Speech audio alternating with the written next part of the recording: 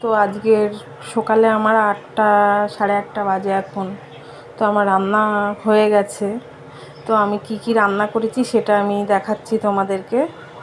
তো দেখুন, এখানে আছে আমের ঝোল, এখানে সব রকম সবজির ঝোল, এখানে আছে কলমি শাকের ভাজা সর্ষে ফোড়ন দিয়ে, আর এখানে আছে শসা কুচি, এখানে আছে মাছের ঝাল, আর এখানে আছে সাদা ভাত।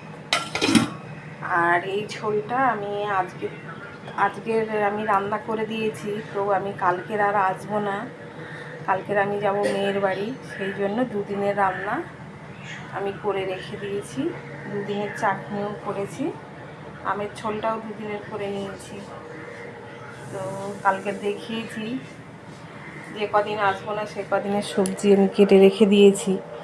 বৌদি পারে না, বৌদির বয়স হয়ে গেছে, তো বৌদি বটিতে কাটতে পারে না, নিচে বসতে পারে না, সেই জন্য আমাকে সব কিছু মানে বেশি বেশি করে রেখে দিয়ে যেতে হচ্ছে।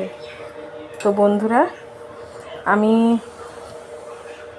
আগেও বলেছিলাম, এখনও বলছি যে আমার অনেকটা ভিউ হয়েছিল, সেটা সব কমে গিয়ে এখন একদম অল্প একটুখানি ভিউ আছে। কিন্তু আমি কি করব বুঝতে পারছি না, আমার মনটা পুরো ভেঙে যাচ্ছে।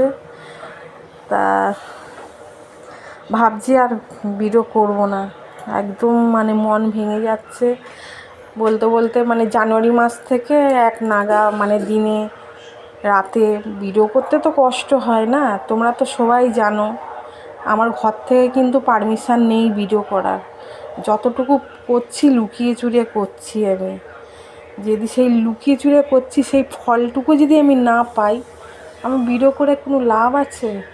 আরে যাই হোক না কেন, ভালো মন্দ যাই হোক না কেন, যে কোনো তো একটা ইস্পাত হয়, উস্পাত যে কোনো দুটোর একটা তো আমার মানে কনফার্ম হবে। সে কিছুই হচ্ছে না, ভাবছি আর করব না। মানে ভিডিও করতে যে কষ্ট নেই তেমনটা না, তোমরা জানো ভিডিও করতে কত কষ্ট।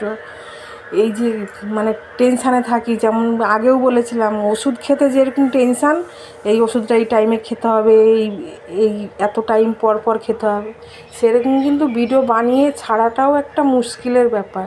এই টাইম মেনটেন করে যেমন শুনছি, সেরকমভাবেই কিন্তু আমি ভিডিওগুলো ছাড়ছি। আমি একটু এদিক ওদিক করছি না, তাতে যদি খারাপ হলেও তো তার একটা মানে ভালো মন্দ খবর আসবে, ভালো হলেও তো খবর আসবে। আর কতদিন টানবো? আর আমি টানতেও পারছি না, আর এত হেডেক নিতে পারছি না। তোমরা ভালো মন্দ বুঝে একটু কমেন্ট করে জানিও। রাখছি, টাটা।